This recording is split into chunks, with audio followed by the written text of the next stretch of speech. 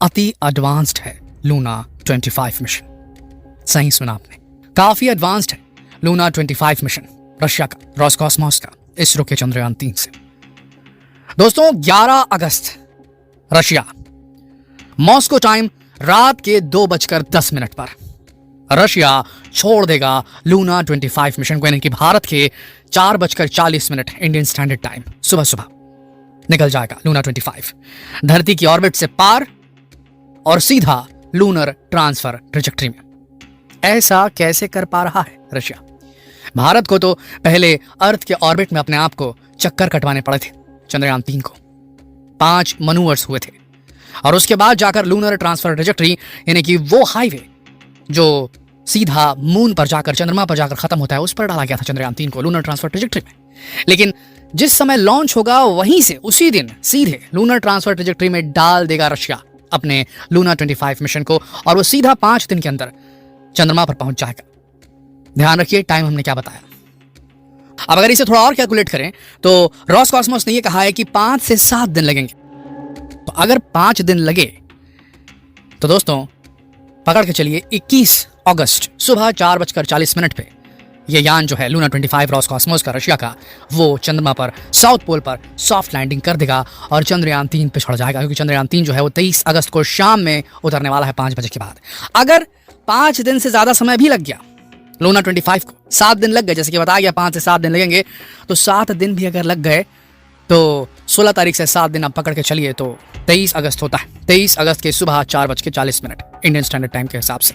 जबकि भारत में इसरो ने कहा है कि 23 अगस्त से 24 अगस्त के बीच लैंडिंग हो सकती है। पहला तो ये, चलिए मान लीजिए 23 अगस्त को ही लैंडिंग कर ली, तो 23 अगस्त का जो टाइम दिया गया इसरो के द्वारा वो शाम के 5 बजे का दिया गया है। तो अभी की स्थिति में तो ऐसा नजर आ रहा है कि लूना 25 पहले पहुंच जाएगा। पर ये कैसे पहले पहुंचेगा? ऐसा कौन सा एडवांस सिस्टम यूज कर रहा है रशिया जिसकी वजह से लूना 25 इतनी जल्दी पहुंच रहा है? इस पर से पर्दा उठाएंगे इस वीडियो में, बने रहिए। वीडियो में आगे बढ़ें उससे पहले हम एक बड़ी घोषणा करना चाहते हैं। नॉलेज टीवी हिंदी लेकर आया है यूट्यूब इतिहास में पहली बार एक ऐसा कोर्स जिससे आप सब यूट्यूब वीडियो बना करके हर महीने लाखों कमा सकते हैं। कैसे आप अपने वीडियोस पर मिलियंस ऑफ व्यूज प्राप्त कर सकते हैं, कैसे कॉपीराइट इश्यूज को हैंडल करना है, कैसे सिनेमैटिक इफेक्ट डालें, फॉन्ट्स का इस्तेमाल करें, एडवांस एडिटिंग स्किल क्या होती है, आपके नए यूट्यूब अकाउंट को बनाने से लेकर के आपका पहला यूट्यूब चेक प्राप्त करने तक। तो अभी क्लिक कीजिए डिस्क्रिप्शन में दिए लिंक को और बन जाइए इस यूट्यूब जर्नी में हमारे हमसफर। देखिए दोस्तों, सबसे बड़ी चीज, सोयूज 2.1B रॉकेट से इसे भेजा जा रहा है। भारत में LVM-3 रॉकेट बाहुबली का इस्तेमाल किया गया था, फैट बॉय जिसे कहा जा रहा था।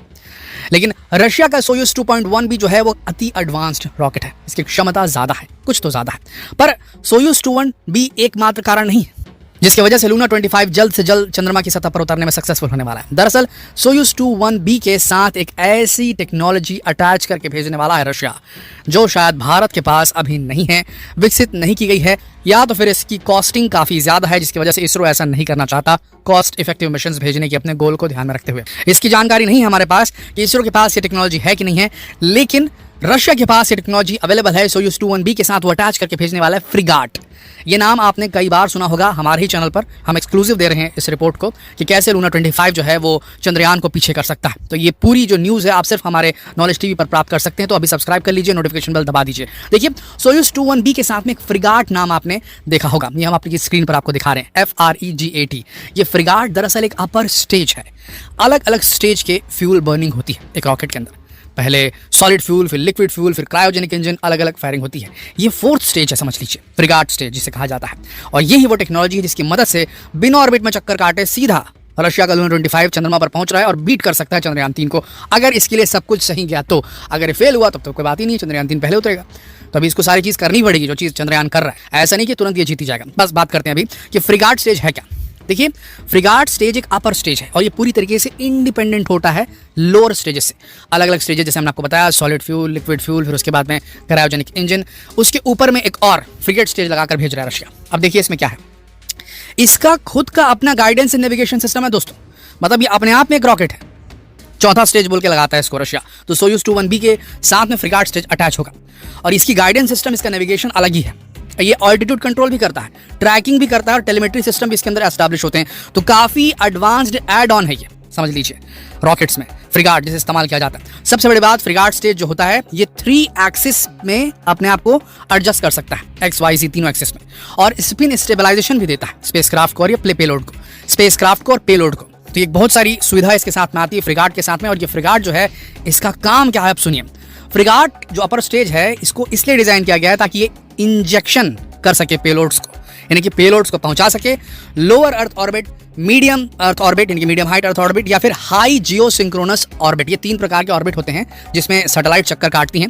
इन तीनों में ये पहुंचा सकता है कोई भी पेलोड, सैटेलाइट्स हो या क्राफ्ट हो, कुछ भी पहुंचा सकता है। पर इन एडिशन टू, इसके साथ साथ ऑर्बिटल इंसर्शन के साथ साथ ये क्या कर सकता है, ये सीधे एस्केप स्टेज का काम कर सकता है, यानी कि सीधा निकाल सकता है आपके पेलोड को ऑर्बिट से पार और इंटरप्लैनेटरी ट्रेजेक्टरीज में, यानी कि वही लूनर ट्रेजेक्टरी, यानी कि अर्थ के बाहर के किसी भी ट्रेजेक्टरी में इसे भेज सकता है इंटरप्लैनेटरी ट्रेजेक्टरी में। और इस बार ये लूनर ट्रेजेक्टरी में सीधा जाएगा और सीधा पहुंचाएगा इसको, जो अपना इनका लूना 25 है उसे सीधा पहुंचा देगा चंद्रमा की सतह तक। तो ये सीन है इसका। तो फ्रिगाट स्टेज जो है करंटली जो है 4th स्टेज के रूप में इस्तेमाल किया जाता है। सोयूज 2.1B का इस्तेमाल होने वाला है लूना 25 को लॉन्च करने के लिए। तो ये 4th सिस्टम के रूप में, 4th स्टेज के रूप में इस्तेमाल होने वाला फ्रिगाट, और इसे 7 बार रीस्टार्ट किया जा सकता है। NPO लवोचकिन ये एक प्राइवेट प्लेयर है, वहाँ की स्पेस कंपनी है, एरोस्पेस कंपनी है रशिया की, और बहुत मेजर प्लेयर है वहाँ के रशियन स्पेस प्रोग्राम में। काफ़ी सारी चीज़ें इसने डिज़ाइन की है और ये फेमस है इंटरप्लैनेटरी प्रोब्स बनाने के लिए, और इसी ने डिज़ाइन किया है इस इंटरप्लैनेटरी, समझ लीजिए, अपर स्टेज रॉकेट को। तो ये जो है ये मेन चीज़ है, ये मेन टेक्नोलॉजी है जिसकी वजह से, इसी के एडवांस होने की वजह से लूना 25 पहले पहुंच जाएगा चंद्रमा की सतह पर और चंद्रयान 3 पिछड़ सकता है अगर सब चीज़ें सही रही तो। ज़रूरी नहीं कि ये 101% सक्सेसफुल हो जाएगा। वैसे आपको बता दें सोयूज 2.1B की सक्सेस रेट भी 98% है, और बात करें फ्रिगाट की तो फ्रिगाट की सक्सेस रेट 97% से थोड़ी ज़्यादा इसकी सक्सेस रेट है। बेहद कम बार फेल हुआ है ये, तो कहना मुश्किल है कि फेल हो ही जाएगा। देखना यह है कि अब क्या होता है। आपको क्या लगता है दोस्तों, चंद्रयान 3 जीतेगा या फिर ये लूना 25 मिशन जीत जाएगा? बात देखिए क्या है, कोई भी देश उतरे, मानव जाति का अर्थ के बाहर अपनी एस्टैब्लिशमेंट को बनाना जो भी है वो पूरी मानव जाति के लिए अच्छा काम है, हम सब मानते हैं इस बात को। लेकिन जरा उन वैज्ञानिकों के बारे में सोचिए दोस्तों, हमारे देश के इसरो के वैज्ञानिकों के बारे में मीडिया में भी खबरें आ रही थी, आप सब ने देखी होगी। बड़े बड़े टीवी चैनल्स हैं जिन्होंने ये खबरें दिखाई थी कि पहला होगा भारत जो साउथ पोल पर उतरेगा। तो बहुत दुख की बात लगती है यहाँ पर कि उनकी मेहनत जो है, जो उनको रिकग्निशन मिलना चाहिए, वो कहीं ना कहीं थोड़ा सा कम हो जाएगा अगर ये पहले उतर गया, लूना 25 पहले उतर गया। पर अब सोचने वाली बात है कि ये इन्फॉर्मेशन क्या सभी को थी, ये सोचने वाली बात है। बताया जा रहा है कि 10 अगस्त जो है ये इसकी डेट फिक्स की गई थी रशिया के द्वारा, बाद में से 11 अगस्त किया गया, और उनके हिसाब से, रॉसकॉस्मोस के हिसाब से 2021 में लॉन्च होना था ये मिशन, पर डिले हो गया और अब इसे भेजा जा रहा है। तो बहुत ही अजीब लग रहा है, लेकिन अभी तक ये खबर थी नहीं या मासेस में पता नहीं थी, आम जनता को मालूम नहीं थी। पर क्या ये इन्फॉर्मेशन इसरो के पास थी? क्या इसरो ने प्लान किया था कि वो 23 अगस्त को इसीलिए टारगेट करने वाला है? समझ में नहीं आ रहा है थोड़ी सी बात यहाँ पर। आपको क्या लगता है दोस्तों, हुआ क्या है यहाँ पर, कैसे हुआ ये सब चीज़? या पहले से ये फिक्स था और ये इन्फॉर्मेशन आई नहीं थी? ये बात थोड़ी समझ में नहीं आई। खैर जैसा भी हो, जब भी उतरे, रशिया भी मित्र राष्ट्र है भारत का, वो उतरे हम उतरे, ये बात ज़रूर खल जाएगी कि हमारे इसरो के वैज्ञानिकों को जो इतिहास में नाम दर्ज होने वाला था, पहला स्पेस एजेंसी जिसने साउथ पोल, फार साइड में जाकर के साउथ पोल पर अपना यान उतारा बेहद कम बजट में, वो थोड़ा सा कहीं ना कहीं जो पहला रैंक आने वाली जो बात थी वो कहीं ना कहीं खलेगी ज़रूर। इस बारे में आपका क्या कहना है नीचे कमेंट सेक्शन में ज़रूर लिखें। जितना हो सके प्रे करें, प्रार्थना करें कि इसरो जो है पहले पहुंचे या जब भी पहुंचे सही सलामत पहुंचे, और भारत का नाम वो कभी भी किसी भी रैंक पर रहेगा तो रोशन करेगा।